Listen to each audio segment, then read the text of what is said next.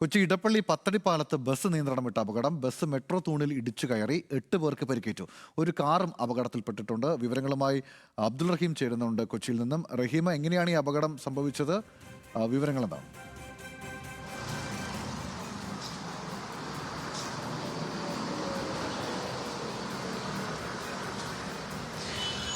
ഗൗതം, അല്പസമയം മുമ്പാണ് എറണാകുളം ഭാഗത്ത് നിന്ന് ആലുവയിലേക്ക് പോവുകയായിരുന്ന സ്വകാര്യ ബസ് മെട്രോ തൂണിലേക്ക് ഇടിച്ചു കയറി അപകടമുണ്ടായത്. ബസിന്റെ നിയന്ത്രണം നഷ്ടപ്പെട്ടതാണ് ഇത്തരത്തിലൊരു അപകടത്തിലേക്ക് പോകാൻ കാരണമെന്നുള്ളതാണ് നമുക്ക് ലഭ്യമാകുന്ന വിവരം. ഈ ബസ്സിലുണ്ടായിരുന്ന ഏതാണ്ട് 8ഓളം പേർക്ക് ഈ ഒരു അപകടത്തിൽ പരിക്ക് പറ്റിയിട്ടുണ്ട്. ഇവരെ സമീപത്തുള്ള ആശുപത്രിയിലേക്ക് മാറ്റിയിട്ടുണ്ട്. ഈ പരിക്കേറ്റവരുടെ ആരോഗ്യ നിലവിൽ തൃപ്തികരമാണ് എന്നുള്ളതാണ് നമുക്ക് ലഭ്യമാകുന്ന വിവരം. ഈ ബസ് ഇടിച്ച് കയറിയതിനെ തുടർന്ന് ഈ മെട്രോ പില്ലറിനോട് ചേർന്ന് കെട്ടിയിരുന്ന കൈവരിയുണ്ട്.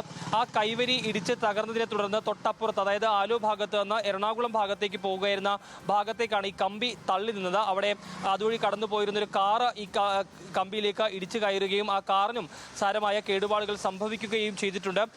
ഈ ബസ് നിയന്ത്രണം വിട്ട്, അതായത് ബസ് ഈ തൂണിലിടിച്ച് നിന്നതുകൊണ്ട് വലിയൊരു അപകടം ഒഴിവായി എന്ന് പറയാൻ കഴിയും. കാരണം ഈ ബസ് വീണ്ടും മുന്നോട്ട് പോവുകയായിരുന്നു. പക്ഷേ മറ്റ് കടകളിലേക്കൊക്കെ ഇടിച്ചു കയറാനുള്ള സാധ്യതകളുണ്ടായിരുന്നു. പക്ഷേ ബസ് ആ തൂണിലിടിച്ച് നിന്നതുകൊണ്ട് വലിയൊരു അപകടമാണ് ഒഴിവായിട്ടുള്ളത്. ഏതായാലും ബസ്സിലുണ്ടായിരുന്ന ഏതാണ്ട് 8ഓളം പേർക്കാണ് നിലവിൽ പരിക്ക് പറ്റിയിട്ടുള്ളവരുടെ ആരോഗ്യനില നിലവിൽ തൃപ്തികരമാണ്. അവർ ആശുപത്രിയിലേക്ക് മാറ്റിയിരിക്കുകയാണ്. ഇപ്പോൾ അപകട സ്ഥലത്ത് നിന്ന് ബസ് ക്രെയിൻ ഉപയോഗിച്ച് മാറ്റിയിട്ടുണ്ട്. ഗതാഗതം വീണ്ടും പുനഃസ്ഥാപിച്ചു. ആലുവ ഇടപ്പള്ളി ഭാഗത്തേക്കൊക്കെ പോകുന്ന വാഹനങ്ങൾ, നിരവധിയായ വാഹനങ്ങൾ കടന്നു പോകുന്ന ഒരു വഴി തന്നെയാണ്. അതുകൊണ്ട് ഗതാഗതക്കുരുക്ക് ഈ അപകടത്തെ തുടർന്ന് ഉണ്ടായിരുന്നു. പിന്നീട് ഫയർഫോഴ്സ് ഒക്കെ എത്തി ഇപ്പോൾ ക്രെയിൻ ഉപയോഗിച്ച് ബസ് അപകട സംഭവ സ്ഥലത്ത് അത് മാറ്റിയിട്ടുണ്ട്. ഇപ്പോൾ ഗതാഗതം പുനഃസ്ഥാപിക്കുകയും ചെയ്തിട്ടുണ്ട്. ഗൗതം, ശരി, അബ്ദുൾ റഹീമാണ് വിവരങ്ങൾ നൽകിയത്. എന്തായാലും വലിയ അപകടമായി മാറേണ്ടിയിരുന്നൊരു സംഭവമാണ്. പക്ഷേ കൃത്യമായി തന്നെ അത് ബസ് നിയന്ത്രിച്ച് അത് ഇടിച്ചു നിർത്തുന്ന ഒരു സാഹചര്യം ഉണ്ടായതുകൊണ്ട് വലിയ അപകടം ഒഴിവായി എന്നാണ് റഹീം നൽകുന്ന വിവരം.